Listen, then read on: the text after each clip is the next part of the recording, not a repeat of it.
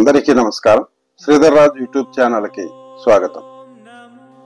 వైష్ణవ భక్తులైన 12 మంది ఆళ్వార్ల యొక్క పాసురాలతో నాలాయిర దివ్య ప్రబంధములో కీర్తించబడిన విష్ణువు యొక్క వివిధ అవతారాల్లోని 108 ఆలయాలను వైష్ణవ దివ్యదేశాలంటారు.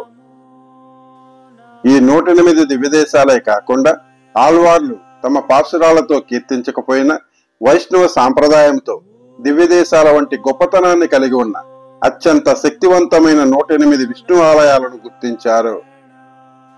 హిందూ పురాణాలలోను ఇతిహాసాలలోను ఈ ఆలయాల యొక్క ప్రస్తావన ఉన్నందువలన ఈ 108 ఆలయాలు కూడా 108 వైష్ణవ దివ్యదేశాలంత ప్రఖ్యాతి చెందినవి. ఈ 108 ఆలయాలు మహావిష్ణువు మనసుకు నచ్చే నివాసమున్న స్థలాలు కనుక వీటిని 108 అభిమాన దేశాలు లేక అభిమాన క్షేత్రాలని పిలుస్తారు. ఈ వీడియోలో మనం ఈ 108 అభిమాన క్షేత్రాలలో 43వదైన తమిళనాడు రాష్ట్రంలో కరూరు పట్టణానికి సుమారు 4 కిలోమీటర్ల దూరంలో తాంతోండ్రిమలైలో గల కళ్యాణ వెంకటేశ్వర స్వామి ఆలయాన్ని చూస్తాము.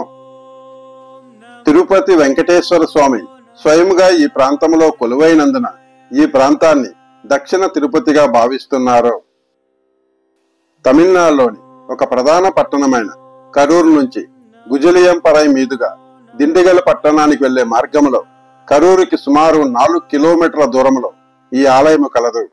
కరూరు బస్టాండ్ నుంచి ఈ తాంతోండ్రిమలై ఆలయానికి అనేక షేర్ ఆటోలు, ప్రైవేటు బస్సులు వెళ్తాయి. షేర్ ఆటో అయితే 10 రూపాయలు, మామూలు ఆటోలు అయితే 150 రూపాయలు తీసుకుంటారు. ఈ ఆలయము అత్యంత ప్రాచీనమైన ఒక కొండను తొలిచి నిర్మించిన రాతి గుహాలయము. ఈ ఆలయ ప్రధాన దేవత అయిన కళ్యాణ వెంకటేశ్వర స్వామి శ్రీదేవి భూదేవి సమేతంగా ఇక్కడ కొలువై ఉన్నారు. ఈ ఆలయం యొక్క గొప్పతనము, మహిమలను గురించి మహాత్మ్యం, విష్ణు ధర్మోత్తరం మరియు వెంకటేశ పరాక్రమం వంటి పవిత్ర గ్రంథాల్లో తెలబడి ఉన్నది. ప్రాచీన గ్రంథాల్లో ఈ ఆలయాన్ని స్వయం వ్యక్త వెంకటగిరి అని పిలిచారు. ఈ తాంతోండ్రిమలై కొండ తూర్పు నుంచి పడమరకు విస్తరించి ఉండగా కొండ పశ్చిమ భాగము తూర్పు భాగం కంటే కొంచెం ఎత్తులో ఉండి ఆలయం పశ్చిమ వైపుగా కలదు. ఈ ఆలయంలోని గర్భగుడి మాత్రమే ప్రాచీన కాలము నాటి కొండ గుహ.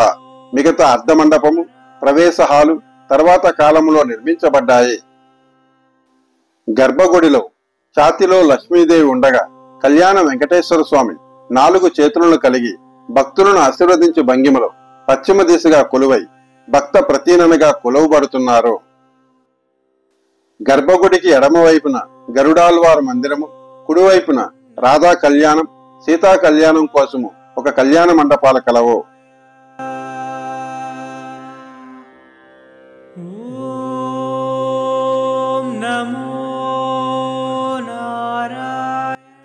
స్థానిక స్థల పురాణం ప్రకారం ఒక పేద వైష్ణవ భక్తుడైన సోమశర్మ తన భార్యతో కలిసి సంతాన ప్రాప్తి కొరకు తిరుపతికి వెళుతూ కావేరి నది ఒడ్డున విశ్రాంతి తీసుకుంటున్నప్పుడు నారద మహర్షి అతని కలలో కనపడి ఈ ప్రదేశానికి వెళ్ళమని సూచించారు.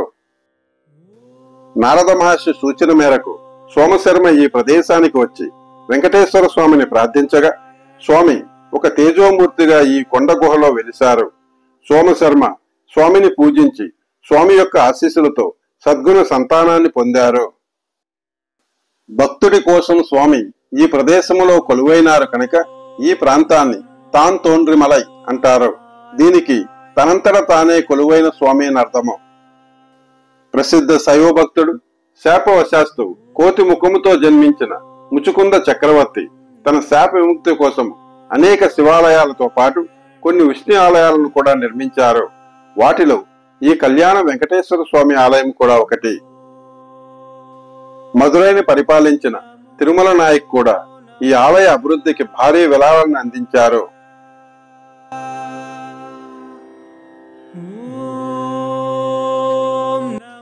మరొక స్థానిక స్థల పురాణం ప్రకారం ఈ ఆలయంలో క్రమం తప్పకుండా పూజలు చేసే ఒక పూజారి తన బంధువు చనిపోవడంతో బయట ప్రాంతానికి వెళుతూ చిన్నపిల్లవాడైన తన కుమారుణ్ణి పూజలు చేయడానికి ఆలయానికి పంపారు. ప్రతిరోజు ఒక భక్తుడు స్వామికి నిలయమెలయగా పిలువబడి నిలువెత్తు దండను తీసుకువచ్చి అలంకరిస్తారు. ఆ రోజు ఒక భక్తుడు నిలయమలైను తీసుకురాగా ఆ చిన్న పిల్లవాడికి స్వామివారి ఎత్తులో ఉండడంతో అందక మాలని అలంకరించడం కుదరక ఏడుస్తూ స్వామిని కొంచెం వంగమని కోరారు. బాలుడి యొక్క ప్రార్థనను అంగీకరించిన పెరుమాళ్ కొంచెం క్రిందకు వంగి ఆ పిల్లవాడి నిలువెత్తు దండను స్వీకరించారు. ఈ సంఘటన వలన భక్తులు స్వామివారు తమ ప్రార్థనలు వింటారని, తమ కోరికలను తీరుస్తారని ప్రాచీన కాలం నుంచి నమ్ముతున్నారు. తిరుపతిలో వెంకటేశ్వర స్వామిని పూజించడం వలన ఎటువంటి ఫలితాలు భక్తులకు లభిస్తాయో అటువంటివి ఈ ఆలయంలో కూడా లభిస్తాయని భక్తులు భావిస్తున్నారు.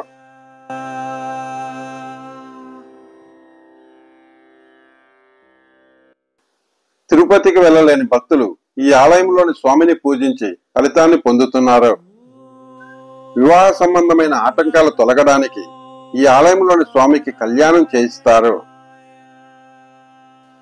వివిధ ప్రాంతాల నుంచి అత్యధిక సంఖ్యలో భక్తులు ప్రతిరోజు ఈ ఆలయాన్ని సందర్శిస్తుంటారు.